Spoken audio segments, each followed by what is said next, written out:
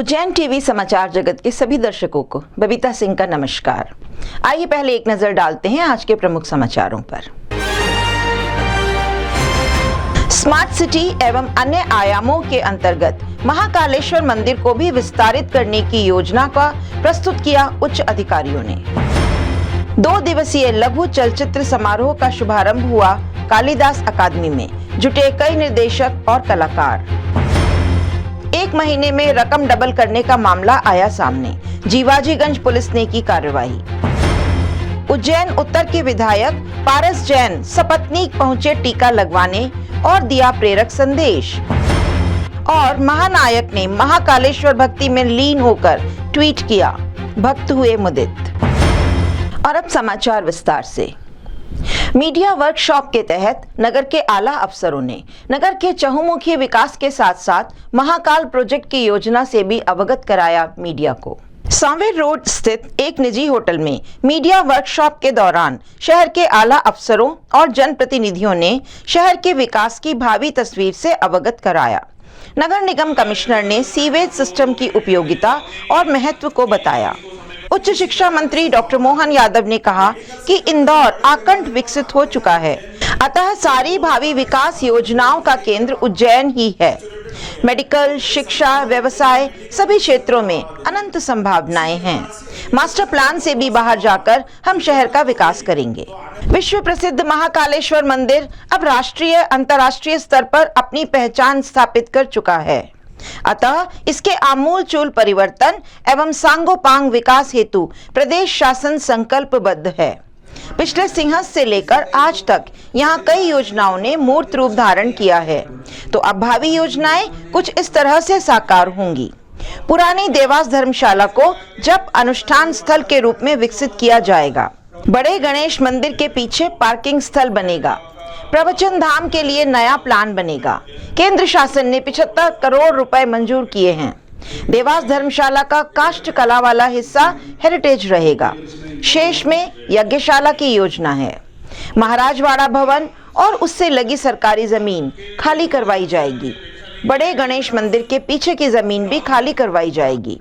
मंदिर में आपात द्वार भी बनाया जाएगा। भारतीय चित्र साधना व विश्व संवाद केंद्र के संयुक्त तत्वावधान में 2 दिवसीय शॉर्ट फिल्म फेस्टिवल का शुभारंभ स्थानीय कालिदास अकादमी में किया गया। कार्यक्रम का शुभारंभ अतिथियों द्वारा दीप प्रज्वलन कर किया गया। गणेश वंदना आयुषी शर्मा ने प्रस्तुत की। कार्यक्रम की अध्यक्षता नरेंद्र कुमार, अखिल भारतीय सह प्रचार प्रमुख, राष्ट्रीय स्वयंसेवक संघ ने की। विशेष अतिथि भारतीय चित्र साधना के राष्ट्रीय महामंत्री राकेश मित्तल थे। कार्यक्रम में चित्र साधना ट्रस्टी अतुल गंगवार, मालवा सहकार्यवाह विनीत नवाशे, फिल्म निर्देशक राज शांडिल्य व राजेश राठी उपस्थित थे। फिल्म फेस्टिवल में 70 चयनित फिल्मों में श्रेष्ठ फिल्म का चयन कर पुरस्कृत किया जाएगा। फेस्टिवल से जुड़े दिलीप परियानी और राकेश शर्मा ने जानकारी देते हुए बताया, 2 दिन में हम लोगों के द्वारा 70 चयनित फिल्मों का प्रदर्शन यहाँ पे किया जाएगा। उन चयनित फिल्मों में से श्रेष्ठ फिल्मों को पुरस्कृत किया जाएगा। कौन-कौन सी ऐसी फिल्में जो इसमें चयन किया? सभी प्रकार की उसमें फिल्में हैं, फिक्शन कैटेगरी की भी है, नॉन फिक्शन भी है। सभी प्रकार की फिल्में जो प्री जूरी द्वारा चयनित की गई हैं, जिनका यहाँ पे प्रदर्शन किया जा रहा है। दिन भर यहाँ पे फिल्मों का प्रदर्शन किया जाएगा और बीच बीच में जब चाय ब्रेक रहेंगे तो मालवा की संस्कृति को लेके, जो यहाँ की लोक कलाएँ हैं उनको लेके कुछ सांस्कृतिक कार्यक्रम भी हैं जो दिन भर चलेंगे। 1 महीने में पैसा डबल करवाने के चक्कर में ठगाए। दिल्ली की कंपनी के मायाजाल में फंसे लोगों ने धोखाधड़ी की शिकायत की थाने में। कबीर साहब ने सदियों पहले ही कह दिया था, माखी गुड़ में गड़ी रहे, पंख रहे लिपटाए, हाथ मले और सिर धुने, लालच बुरी बलाए। चट मंगनी पट ब्याह की तर्ज पर व्यक्ति इधर पूंजी निवेश और उधर बेतहाशा मुनाफा चाहता है। इसी मानसिकता का लाभ उठाकर तिकड़मबाज रकम लेकर रफू चक्कर हो जाते हैं और मुनाफे का महबूब गाता रह जाता है, वो गए हाय गए मेरा माल लेकर वो चले गए। दिल्ली की क्यूनेट इंडिया कंपनी ने 1 माह में पैसा डबल कर वापस देने का वादा किया। इसी झांसे में आए लोगों में से अजीज मटकावाला के आवेदन करने पर जीवाजीगंज पुलिस ने कार्रवाई कर अमरुद्दीन जूजर उर्फ जूजर बॉम्बे तांबे वाला, दुरैया कसार वाला और मुफद्दल पेट वाला के खिलाफ धोखाधड़ी का प्रकरण दर्ज किया। जीवाजीगंज टीआई मनीष मिश्रा ने बताया कि फरियादी से चेन सिस्टम नहीं होने की शर्त पर रकम लेकर सदस्य बनाया गया, फिर चेन सिस्टम के तहत और सदस्य बनाने का दबाव डाला। राशि वापस मांगने पर 90,000 वापस करने के बजाय 85,000 की घड़ी थमा दी। ऐसी चपत करीब 50 लोगों को इस क्यूनेट ग्लोबल मार्केटिंग कंपनी ने लगाई। कंपनी की एमपी हेड सुचिता मामले को रफा दफा करने के लिए शुक्रवार को उज्जैन की होटल में ठहरी थी, लेकिन पुलिस की भनक लगते ही फरार हो गई। अजीज मटकावाला नाम के व्यक्ति द्वारा कंप्लेंट की गई थी, लिखित आवेदन दिया गया है। उसमें उन्होंने बताया कि क्यूनेट जो एक वेबसाइट है उसके बिज़नेस करने के नाम पे उससे 90,000 रुपये ले लिए गए और बिना उसकी मर्जी के उसे 84,000 की घड़ी दे दी गई। जब उसने अपने पैसे वापस मांगे तो उससे कहा गया कि अन्य मेंबर बनाए, जबकि उसको पहले बताया गया था कि ये किसी तरह की नेटवर्क मार्केटिंग का मामला नहीं है। इस तरह से उसको गलत जानकारी देकर ना चाहते हुए भी उसके साथ में उसकी फर्जी आईडी यूज़ करके और उसके साथ में 90,000 की धोखाधड़ी की गई है। कितने फरियादी हैं? अभी तक के 8 लोग सामने आए हैं जिन्होंने अलग अलग इसी तरह से अमाउंट दिए हैं। किसी ने 90,000 दिया है, किसी ने 1.5 लाख दिया है, एक 2,70,000 वाले भी हैं। यदि हम बात करें तो कितने की क्या धोखाधड़ी? अभी तक जो कंप्लेंट हमारे पास पहुँचे उसमें लगभग 6 लाख रुपए का मामला सामने आया है। करीब 40 से 50 लोग इस तरह से इनके इंक्लूडेड हैं। उसके संबंध में जांच करेंगे। और किन किन धाराओं में प्रकरण? धारा अभी 420 और 406 आईपीसी में प्रकरण पंजीबद्ध किया गया है। इसमें IT एक्ट बढ़ाई जाएगी। कुछ डाटा हमें वेबसाइट से लेना है, उसके बाद IT एक्ट भी बढ़ाई जाएगी। वरिष्ठ नागरिकों को कोविड वैक्सीन लगाए जाने के क्रम में अब जनप्रतिनिधि भी टीका लगवाने पहुंच रहे हैं। संख्या राज्य टीकाकरण केंद्र पर उत्तर विधायक पारस जैन सपत्नीक टीका लगवाने पहुंचे और दोनों ने बारी बारी से टीकाकरण करवाया। विधायक ने टीकाकरण के लिए आमजन को जागरूक करने का संदेश भी मीडिया के माध्यम से दिया। 60 साल से ऊपर वालों को सबको वैक्सीन लग रही है। देश के प्रधानमंत्री नरेंद्र मोदी जी ने भी लगाई है। हमारे प्रदेश के मुख्यमंत्री आदरणीय शिवराज सिंह चौहान ने भी लगाई है। विधायक के नाते और जनता के नाते मैंने भी आज यहाँ के खुद लगवाया है। मैं सभी पूरे उज्जैन की जनता से, प्रदेश की जनता से निवेदन करना चाहता हूँ कि वैक्सीन आप लगाएं। वैक्सीन लगाएंगे तो इसका आपको ही फ़ायदा मिलेगा। जब वैक्सीन, वैज्ञानिकों को भी मैं बधाई देना चाहता हूँ कि वैक्सीन सबसे पहले भारत में लगी और भारत से हम निर्यात तक कर रहे हैं। ये हमारे लिए बहुत बड़ी सफलता की बात है।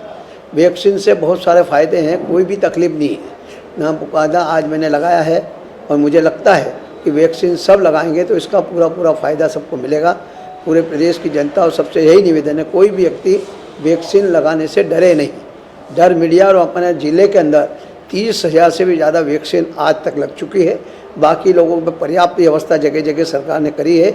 जहाँ है वहाँ जाके वो वैक्सीन लगाए। धन्यवाद। ट्वीट के जरिए महानायक ने याद किया महाकाल को। यह देखकर महाकाल भक्त हुए निहाल। शिव नवरात्रि के अवसर पर सदी के महानायक अमिताभ बच्चन ने महाकालेश्वर के प्रति अपने भक्ति भाव को ट्वीट के जरिए व्यक्त किया। परम भक्त का यह भक्ति भाव देखकर भगवान महाकालेश्वर के अनन्य भक्त स्वयं को रोक नहीं पाए और उन्होंने अपनी प्रतिक्रियाएं व्यक्त करते हुए कहा, शिव जगत का पिता है। अमिताभ बच्चन सिने स्टार भगवान महाकालेश्वर के परम भक्त हैं। उनका हमेशा यहाँ ध्यान करना आना जाना लगा रहता है और मध्य प्रदेश में उनका ससुराल भी है, इसलिए महाकालेश्वर की पूरी कृपा उन पे है। हमेशा भगवान शंकर की वो महापूजा वगैरह ध्यान व्यान जो भी करना है नित्य करते हैं। विद्युत प्रभार अब कंपनी से भी हस्तांतरित कर ठेके पर दिए जाने के निर्णय का विरोध। कर्मचारी संघ ने दिया ज्ञापन। मध्य प्रदेश विद्युत विभाग के संयुक्त मोर्चा मंच द्वारा विभाग का निजीकरण किए जाने का विरोध किया जा रहा है। कंपनी के कर्मचारियों ने बताया कि उज्जैन इंदौर संभाग पश्चिम क्षेत्र विद्युत वितरण कंपनी का निजीकरण किया जा रहा है, जिसमें उज्जैन जिले का नाम पहले नंबर पर है। ऐसे में बेहतर कार्य करने के बावजूद विभाग का निजीकरण करना गलत है। इसी बात को लेकर विरोध स्वरूप मुख्यमंत्री के नाम एक ज्ञापन कोठी पर प्रशासनिक अधिकारी को सौंपा गया। कर्मचारियों ने बताया कि पहले भी उज्जैन शहर में बिजली विभाग का निजीकरण करते हुए अधिकारियों ने अपनी मनमानी की थी, जिसके बाद कर्मचारियों ने लड़ाई लड़ते हुए निजीकरण को खत्म कराया था। निजीकरण से आम जन को परेशानियों का सामना करना पड़ेगा। साथ ही अनुभव की कमी के कारण निजी कंपनियां ठीक तरह से कार्य नहीं कर पाएंगी। इस बाबत कर्मचारी नेता गुप्ता ने बताया, 15 जिले की राजस्व संभाग इंदौर उज्जैन मिलकर इसको ठेके पे दिया जा रहा है। उज्जैन शहर का नाम पहले नंबर पे जिसमें, तो इतना अच्छा राजस्व कमा के दे रहे हैं तो ठेके पे क्यों दे रहे हैं। और दूसरे हमारे यहाँ फिर आउटसोर्स के लोग हैं जो काम कर रहे हैं, वर्षा में लाख काम कर रहे हैं, इनका फिर क्या भविष्य। और तीसरा हमारा जो है कि इनको पेंशन कौन देगा। तो 3 सूत्री मांग है, उसको यहाँ ज्ञापन देना है। स्वास्थ्य विभाग के कर्मचारियों को आवास से बेदखल करने के बाद अब कैंसर यूनिट में मची पानी के लिए हाहाकार। पिछले दिनों पुराने प्रसूति गृह जो इन दिनों कैंसर यूनिट है, इससे लगे स्वास्थ्य विभाग के कर्मचारियों को आवास से बेदखल कर इन मकानों को शासन ने अधिग्रहित कर लिया था। इस कार्रवाई के दौरान कैंसर यूनिट में बोरिंग की केबल क्षतिग्रस्त होने से जल आपूर्ति नहीं हो सकी और पानी के लिए हाहाकार मचने लगा। ये बिना सूचना के नगर निगम की पूरी टीम ने सब तोड़ के चले गई, तो अस्पताल की पानी की व्यवस्था वगैरह ये ने सब इन्हें भंग कर दी इनने। और उसके बाद केबल वगैरह जो थी इन्हें वो तो दब गई है, और चोर लोग थे इन्हें बाकी की जो केबल थी वो भी इन्हें चोर के ले गए। क्या क्या परेशानी आ रही है अभी पानी की बिल्कुल सप्लाई बंद है, बिल्कुल पानी नहीं है, एक बूंद पानी नहीं है। विवाद के चलते लिव इन रिलेशनशिप में रह रही नर्स पर एसिड अटैक होने से उसकी मृत्यु हो गई और एसिड उपलब्ध कराने वाले को न्यायालय ने बरी कर दिया। विगत वर्ष नवंबर माह में थाना नीलगंगा क्षेत्र की साईधाम कॉलोनी में एक तलाकशुदा परिचारिका शादीशुदा मुकेश परमार के साथ लिव इन रिलेशनशिप में रह रही थी। दोनों के बीच विवाद होने पर मुकेश ने उस पर एसिड अटैक कर दिया, जिससे उसकी मृत्यु हो गई। पुलिस ने मुकेश को एसिड उपलब्ध कराने वाले नाजिब खान को भी सह आरोपी बनाया था, मगर न्यायालय ने उसे मामले में दोषी नहीं मानते हुए बरी कर दिया। मामले की जानकारी देते हुए अभिभाषक वीरेंद्र शर्मा ने बताया, उस डेथ होने के बाद जब इन्वेस्टिगेशन किया गया तो पुलिस को पता लगा कि ये एसिड जो है वो कहाँ से लाया। नाजिम खान करके व्यक्ति को पुलिस ने पकड़ा और उसकी एसिड विक्रय की दुकान थी। उस बेसिस पे पुलिस ने अबेटमेंट का चार्ज लगाया कि आपने हत्या के लिए उकसाया और जो है 302 और बाकी धाराओं में जो है चार्जशीट फाइल की। इस बेसिस पे जब हमने बेल एप्लीकेशन हाईकोर्ट में लगाई तो एक छपाक मूवी आई थी दीपिका पादुकोण की, और उस मूवी में एक लक्ष्मी वाला जो है एपिसोड बताया गया था। एक लक्ष्मी जो है बड़ा चर्चित नाम रहा, सुप्रीम कोर्ट में एक पिटीशन लगाई गई थी। वो लक्ष्मी एक्चुअली एसिड विक्टिम थी और सर्वाइवर थी। उसने एक पिटीशन सुप्रीम कोर्ट में लगाई और ये कहा कि एसिड का विक्रय बंद होना चाहिए। इन एसिड विक्रय की वजह से कई बच्चियों की जिंदगियां बर्बाद हो रही हैं और एसिड विक्रय पे कुछ न कुछ लगाम लगाना चाहिए। सुप्रीम कोर्ट ने डायरेक्शन इश्यूज करके कई स्टेट गवर्नमेंट से रिप्लाई वगैरह फाइल करवाए और ये कहा कि जल्दी जल्दी नियम बने, जिसपे से कुछ नियमावली स्टेट्स वगैरह ने बनाई और ये कहा कि जो है वो विक्रय जो है वो एसिड का लीगल लाइसेंस इशू होने के बाद बाकायदा डायरी और डॉक्यूमेंट्स मेंटेन करने के बाद एक वयस्क व्यक्ति को जो है बेचा जाए।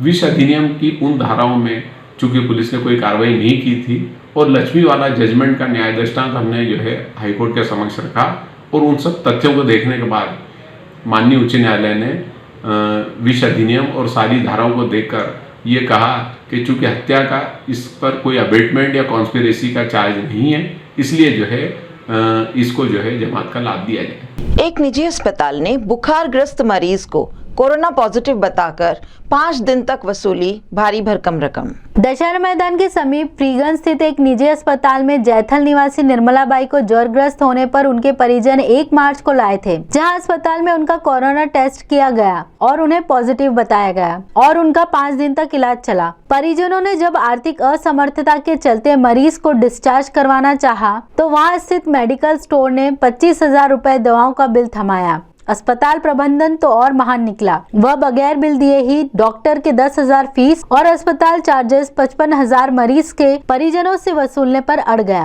5 दिन में आर्थिक रूप से निचुड़ गए मरीज के पुत्र गोकुल तथा खुद मरीज ने लूट की दास्तां यूं बयान की। हाथ पे दुखे तो बुखार आया था बस। तो क्या बताया था डॉक्टर ने? और मेरे को क्या मालूम, बस इंजेक्शन लगा दिए, बस भर्ती कर लिए। क्या हुआ था? हल्का सा बुखार आया था इनको, यहाँ दिखाने आए तो बोले एडमिट करना पड़ा। मैंने ठीक है एडमिट कर दो। फिर बोले 5-10 मिनट बाद इनने बोला कि टेस्ट होगा कोरोना वगैरह नहीं, ये सब तो वही कर लो। फिर बोले कि कोरोना रिपोर्ट इनका पॉजिटिव आ गया है और इनको आइसोलेशन ने इसमें रखना पड़ेगा, नहीं तो पेशेंट की हालत खराब हो जाएगा। बोले कुछ भी हो सकता है और आप इनको वहाँ करना पड़ेगा, तो हमने वहाँ कर दिया। इनने इतना डराया, फिर क्रॉस चेक में ना तो इनने दोबारा टेस्ट करा कोरोना का, और ना ही गवर्नमेंट में सूचित करा इनने, ना वहाँ की रिपोर्ट आई अभी तक। अच्छी खासी इनने 6-7 दिन में लूटपाट कर ली। पलंग के इनने 4,000 रुपये लिए, और पीपीए किट 100-150 रुपये की पीपीए किट थी जो किसी ने नहीं पहनी, उसके 12,000 रुपये लिए यहाँ पे इन लोगों ने। डॉक्टरों के हैं 2,000 रुपये रोज़ चले। खाना इनका बहुत थर्ड क्लास आता था, हमारे मरीज ने एक दिन भी नहीं खाया, हमने मना कर दिया कि हमका खाना नहीं खाना है।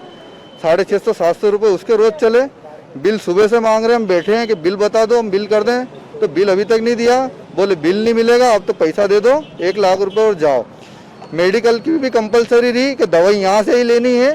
4-6 दिन का एक खट्टा बिल दिया इनने मेडिकल का, नहीं तो हम कहीं से भी लेके आते, कैसे भी लेके आते, और 25,000 रुपये का वो बिल दिया इन लोगों ने। कितने का बिल बना? टोटल बिल करीबन 1 लाख रुपए के आसपास का हो गया। कुछ भी नहीं, हल्का सा बुखार था। कोरोना का दोबारा टेस्ट भी नहीं करा इनने, न गवर्नमेंट में सूचित करा, न गवर्नमेंट की अभी तक कोई रिपोर्ट आई। सब कुछ तो भी काम चल रहा है, लूटपाट चल रही है। और अब एक नजर डालते हैं आज के मौसम पर।